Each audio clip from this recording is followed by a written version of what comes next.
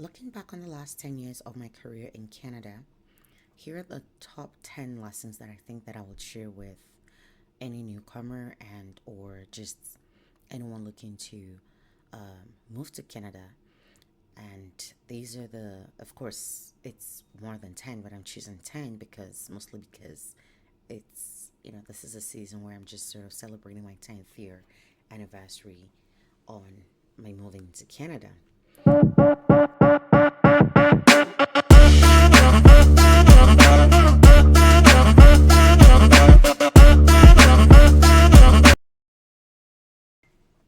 Hi there, my name is Anita Dupuy. I am the CEO and founder of Advanced and Fulfilled Coaching Company. We're a company that is dedicated to helping immigrated professionals advance their careers, establish their identities, and live fulfilled lives in Canada without all the overwhelm. Um, I'm actually celebrating my 10th year anniversary in Canada, and I've been doing a lot of reflection. For those who have been following and are subscribed to our channel, you would know that I have been doing a series on my lessons in Canada, lessons learned in Canada, and I'm sharing very specifically stories, occurrences, events that have happened that have shaped what that journey has looked like for me. So if you are not subscribed to our channel, this is your opportunity. Please subscribe and turn on your notification so that you know every time we have a new video up. On our channel here, we share strategies, tips, and how to's to really just help immigrated professionals in their career journey. So, whether it's with job search navigation, interviewing skills and preparations, LinkedIn optimization, networking, whatever it takes to just really help you navigate that career in Canada is what we do here. And sometimes we share free resources when we have, and you can find some of those on our website as well. So, very quickly, I'm just taking a pause from the series that we're doing to just sort of share about the 10 biggest lessons for me in Canada. And these are not really in any particular order. So there's no one isn't exactly more important than the other. But the very first place that I would definitely start is to say have a vision and set your goals. So number one is have a vision, set your goals. Don't just work for a paycheck. Know where you're going, know why you're going there, and how each step fits into your bigger picture. So rather than just work any job just for job's sake, ask how does this opportunity position me for the next level and for where I'm headed? That way, if it is a job that, let's say, you're actually doing, like for those who, may work survival jobs, that way you're not just there and feeling stuck, but you're able to really see how to develop yourself in that role in a way that helps you focus on skill development that is required for the next opportunity that might come your way for the next level. So have a vision, set goals, work at them, and you'll get to where you need to be. Okay. Number two is start where you are, but have a strategy for advancement. So, your first job, I would say, does not define you. It doesn't, no matter what it is. Whether it's a survival job or it's something that is right off the bat within your field, next level in your career, it still does not define you. And quite frankly, it doesn't mean much. However, it can be a game changer, and how you approach it can be. All right. So think long term, stay focused, and move with intention. If in the immediate, for instance, you have to take a survival job, and this is particularly for those who might maybe find themselves in survival jobs, it does not define you, and you have to realize that it is a starting point, okay? It is a means to an end, because, I mean, if you have what it takes to wait it out until you find the perfect job that you need, why not go for it? But otherwise, start with what you have in front of you. I don't care what kind of job it is. Start with it, because every job teaches us something, okay? At the very least, here's something you learn at the very least. You learn humility, resilience, okay? At the very least, you're going to learn that in a whole new light with a fresh perspective. I can promise you that, okay? Start where you are, but have a strategy for advancement. And this is where I guess number one really comes in handy. And really, number one needed to be number one is that when you have a vision, you have a plan, you're working towards it. You know that the job that you're currently working is not the end, it is just a means to an end. And that really just gives you the motivation you need to give that particular job your all and continue to work at what you want to do. Okay. If anything, in my experience, having a survival job for me added color to my story. I can relate with people who are struggling in finding that first job, but I can also relate with people who land their high ticket opportunities right off the bat.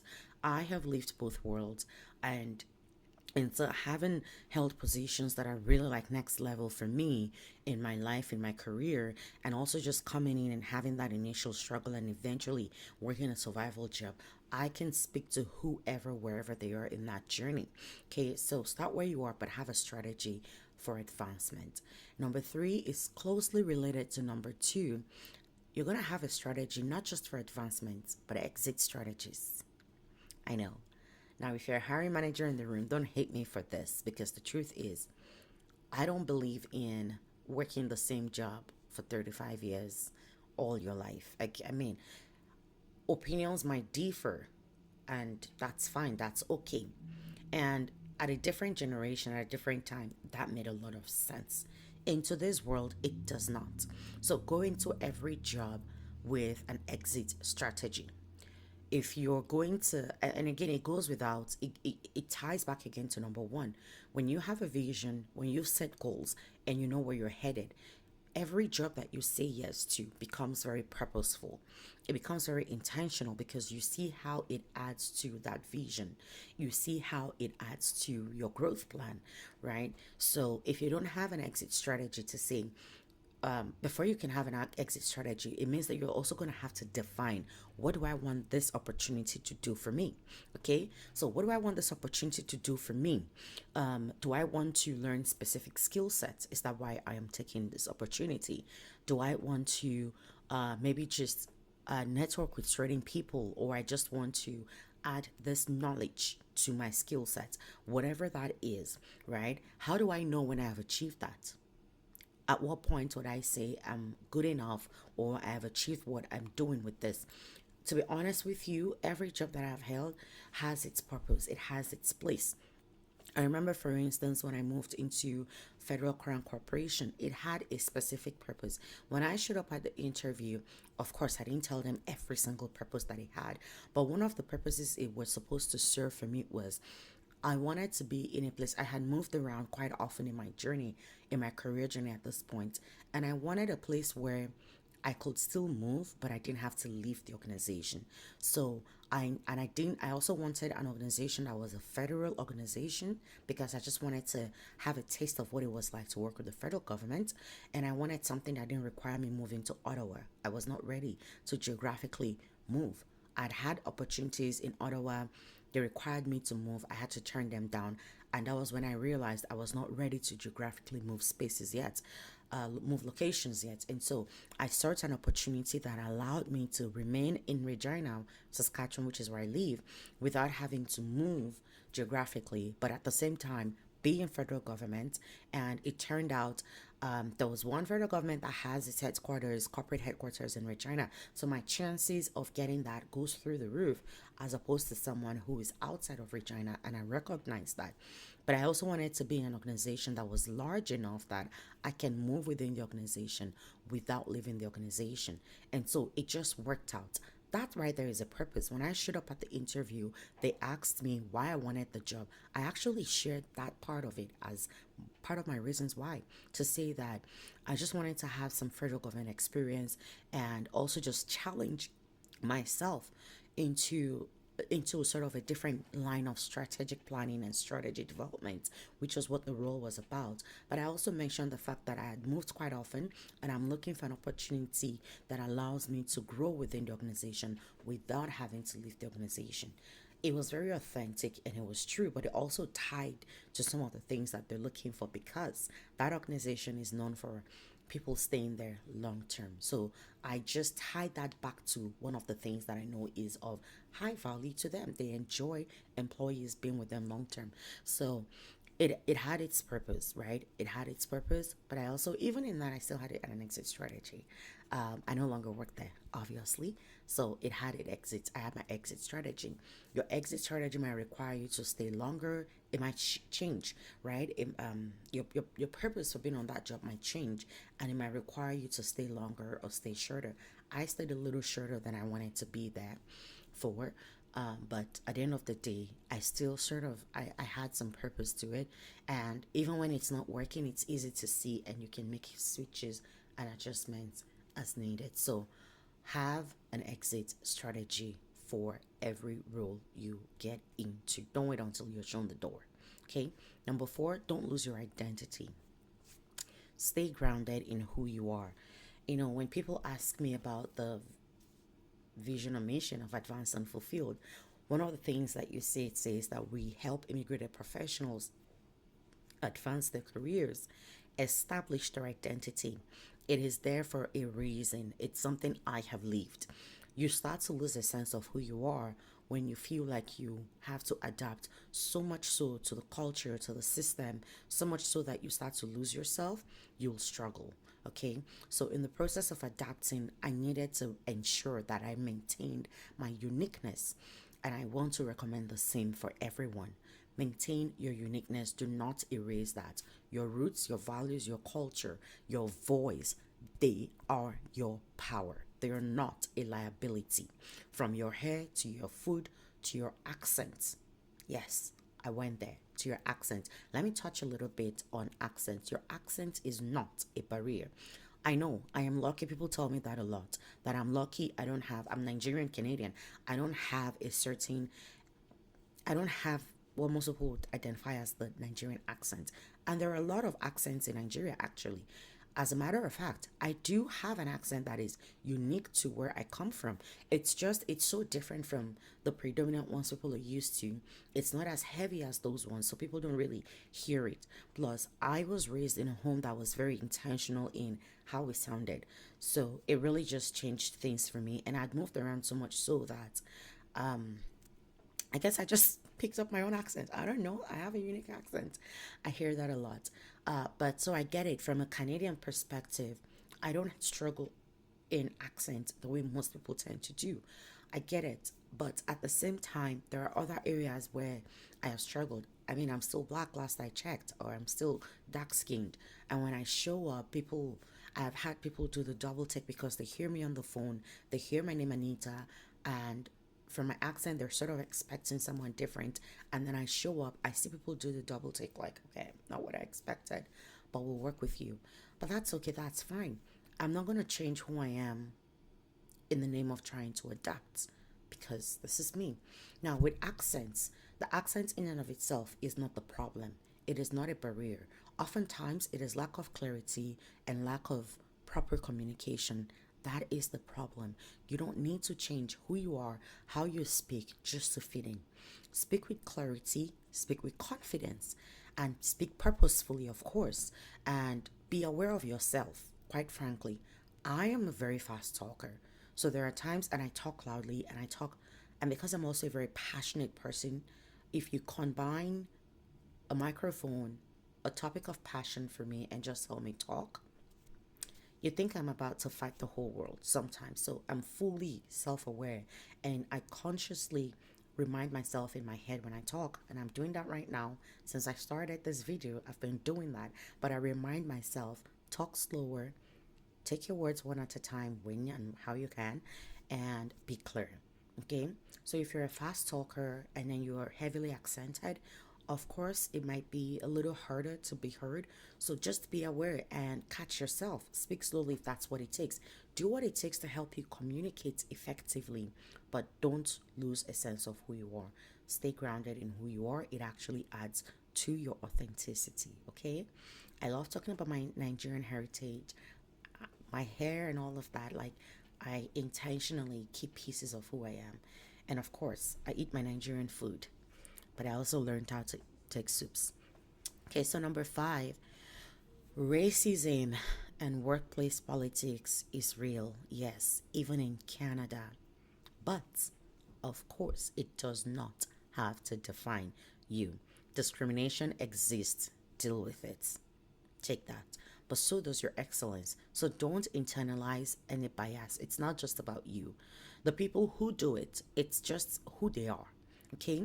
That said, there are three options that you typically would have when it comes to addressing racism and discrimination in the workplace. And it's up to you which one you choose. All right, and I'll tell you which one I typically go with and why I recommend that. Okay, number one, you can ignore it and just look the other way, right? Number two, you can take it personally, which a lot of people tend to do. Number one and number two, I don't like, because if I ignore it and just sort of dust it off because it doesn't get to me, that person goes away thinking they can continue to do that. And quite often they tend to continue to do that. Number two, I don't do either because I've come to learn that it's just a reflection of who the other person is. It's not a reflection of who I am. Number three is what I tend to do. I will educate you. No matter who you are, I will call you out and I will educate you. Now, I do that because I have come to realize that sometimes people are racist and discriminatory, not out of intention, unintentionally. It's what I call, personally, I call it unintentional racism or ignorant racism. Some people don't even seem to realize that the things they say or things they do come off as racist. Now, if they knew better, they'll do better. So I treat people with the assumption that you don't know, that's why you're doing, and that's why I educate. So I call you out and I educate you. And of course, I call you out very respectfully. I'd be like, why would you? I'm just curious. Why did you say what you just said? This is me seeking to understand what was going on in your mind when you said this thing, right? And when I understand why you're saying it, I can tell you, this is how it comes off. This is the kind of impact it can have. I know it might not be your intent, but this is the impact it's having. And maybe next time, this is a different way you could have gone about that. Now, if they're unintentional racism, if that's an unintentional racism, the person will typically apologize, become aware, and they seek to grow. Now, if they're racist, you'll know because they won't care. They'll probably likely continue or try to gaslight you instead. And when that is the case, I will not hesitate to report them to appropriate quarters. Okay? To be honest with you, I've been called a B and B word before, and one of those B is really just black. The other one, you probably can guess because I don't want to say it out loud. All right, I had a manager who stood there, watched me get called that, watched a customer yell at me, and call me all sorts of names. And he stood there, did nothing, and said nothing. I reported him. I eventually called him out. I didn't want to talk to the customer directly, but I called the manager out because I felt like it was in his place to make sure that didn't happen under his watch.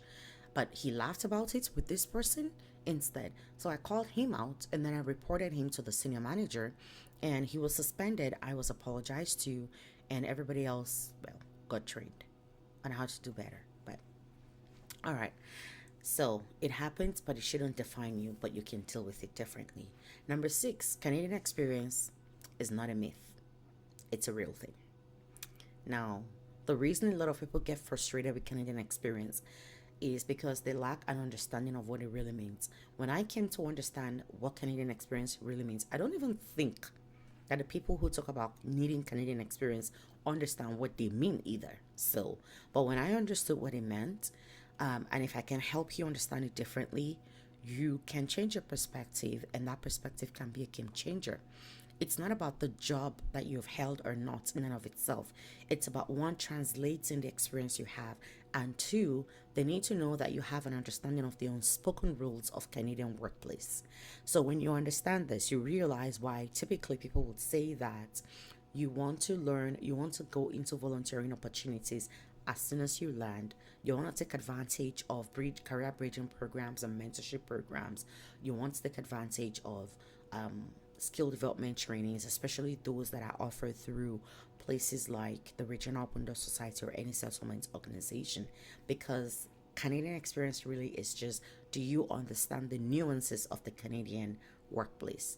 Now, when you understand this, you keep a better mind, you keep an open mind, and you're better at taking opportunities to help you bridge that gap. So these are opportunities that would actually volunteering, bridging programs, they actually help you gain credibility and exposure, things you need. Okay, so for newcomers, as soon as you arrive, seek these opportunities. It can quickly help you close the so called Canadian experience gap. And sometimes it might be survival jobs too. So even when you're taking a survival job, you're a lot more purposeful about it. You have your exit strategy because you know where you're headed, right? And as soon as you have it, you put it on there. It's just really to show that you have that Canadian experience and you have a foot in the door. At the very least, again, you walk away understanding how things work better and just really getting to have that firsthand workplace nuances that helps you. Okay. Where are we now? Number 7, soft skills. And this is very closely related to the experience thing, too.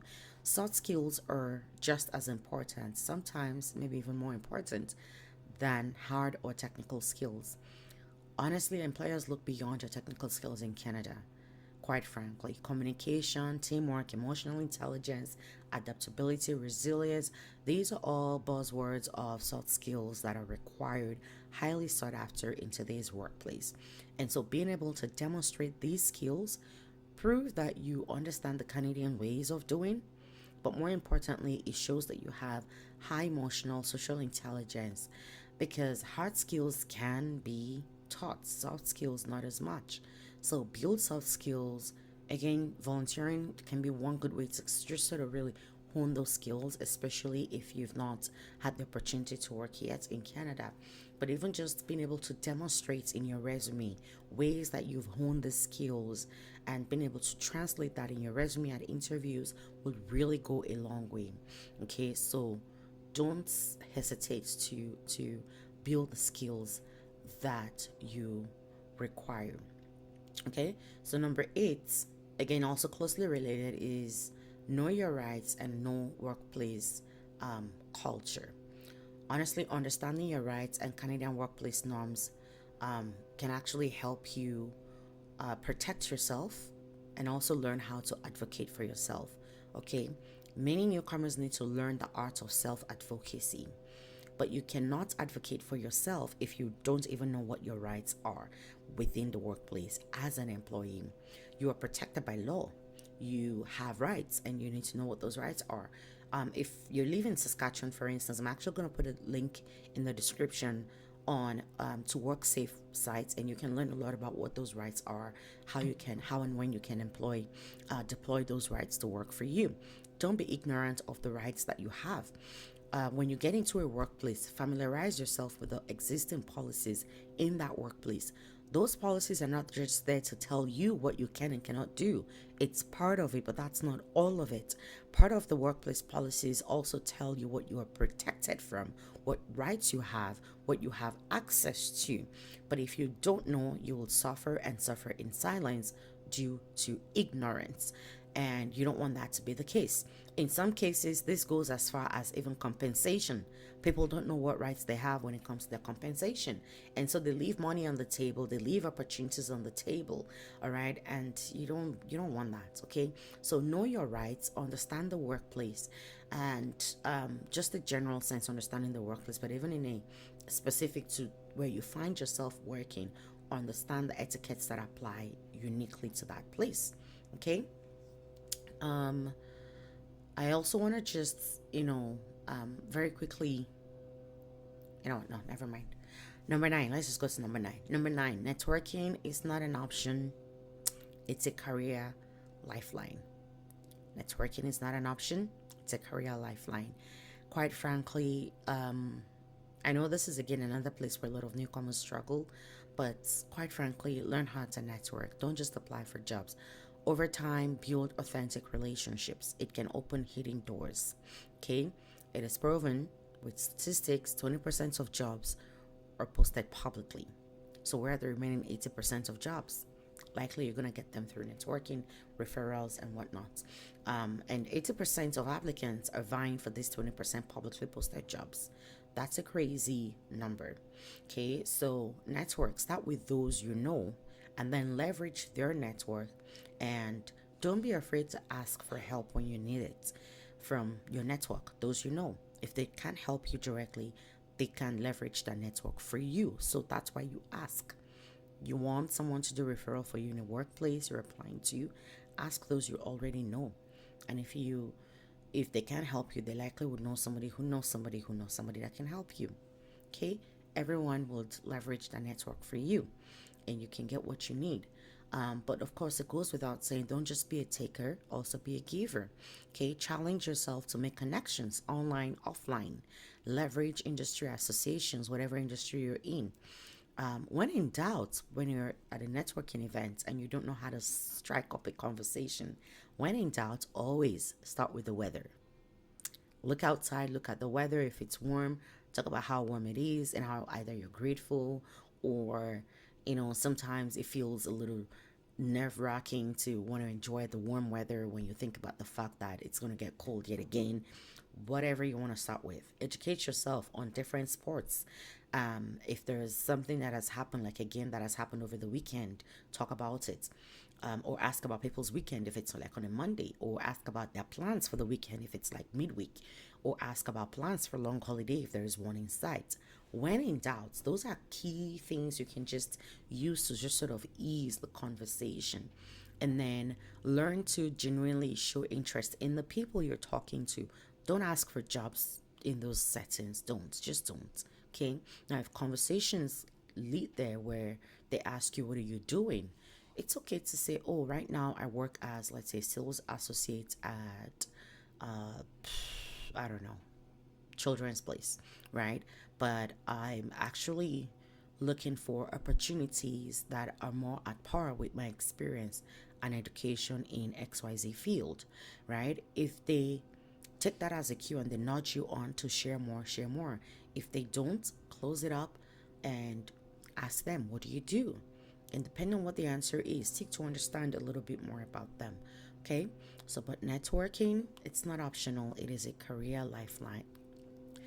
Seek to build relationships. Number 10 and final one. Now I lied. There's a bonus. There's always bonus. There's always bonus. Excellence is non-negotiable. No matter the role, always show up with excellence. It is non-negotiable. Your standard of work, it is your personal brand. Let it speak for you and speak powerfully.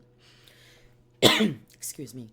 I have dodged bullets where people are being laid off. I remember one time being in a retail store, but I was kept on because according to my manager, I do things excellently well. Customers always speak well of me, speak highly of me. I go above and beyond. It is part of being excellent, you know. Unless it's something that is something you don't need to know. But if it's kind of like an opportunity to do a job, I hate hearing things like it's above my pay grade. If it's within your capacity to do and nobody's going to frown at you doing it, then get it done. I know it may be above your pay grade, but hey, have you thought about the fact that you just might be able to use that to leverage that pay grade and then come up to that pay grade that is so above and be there? As a matter of fact, you can prove that you can do it and then use it to leverage and negotiate that pay grade that you deserve. But distinguish yourself as a problem solver. Be someone that it can trust. Leaders need to be able to know that if I call on this person, problems are getting solved, they're not getting packed on my own plate, and they know what to do. So be that person. Excellence, let it be your watchword. Let it be something that guides everything that you do. Okay, so like I said, it's hard to really just keep things into 10, but these are the 10 biggest things that if I wanted to just talk to a newcomer, I would really tell them to be mindful of, to watch out for, to really just pay attention to. But of course, in addition, very quickly, I'm just going to highlight negotiate salaries. Okay, don't be afraid to negotiate salaries. I've done a video on this. You can just click to watch after you finish this one though. Negotiate salaries, commit to continuous learning, okay? Because no one knows it all, and knowledge can go stale. Okay, have a plan for personal development. I also want to say this, and this is not very directly related to career in and of itself, but learn about the land you now call home. Okay, learn about the land you now call home. Learn about the things that are important to Canadians. Heck, if you can, also maybe learn a skill or a hobby. Pick up a hobby that challenge yourself and pick up a hobby that is considered very Canadian. If you can't do it for yourself, put your children in it. If you have children, that's what I did. All right, put your children in it so that that way you can at least speak to things. It arms you with more weapons or in your arsenal of things to be able to pull out and engage in conversations because you're no longer a novice and what they're talking about does not just go over your head, right? So learn about that. I remember one time I did like a betting thing that is related to a betting thing that is related to a betting thing that is related to what was it now? Hockey. I did that one time, and it was interesting. I never did that again, but at least in the meantime, when I did it, I learned a lot about hockey and hockey players for the first time in my life, right? But every time I went to work, I can now engage to some degree on conversations centered around hockey. So learn about the community, learn about the people, right? That way, it will also help you just learn more about where you now call home, and it gives you something else to talk about. It gives you that additional sense of belonging. And even in workplaces, you can, it becomes something that you can tie back to say. So, for instance, you're in an interview and they ask you a question like, tell us about a time you've challenged yourself to learn something new. An answer of, I tried to learn skating. If you can tell that story well and tie it back to that job description, believe me, you'll get a job. Trust me, you will. Trust me, you will. And even if you don't, when they have another opportunity, you are top of mind for them. I can bet on that for you. So learn about that. Be committed to continuous learning. Negotiate your salaries. Understand the workplace that you find yourself in. So these are the ones that I'm gonna leave you with. Which of these resonates the most with you? Let me know in the comments, okay? Personally, my hope for every newcomer is that what took me 10 years to achieve takes you way less. That's why I share about my journey. That's why I do the things that I do. And that's why I'm committed to the kind of business that I do as well. So if this helps you, be sure to share with others. And again, if you're not subscribed to our channel, please do so you can access resources, tips, and strategies on job navigation, career advancement, and just really learning how you can live fulfilled lives personally and professionally without all the overwhelm. I will see you in our next video. Thanks for watching, and bye.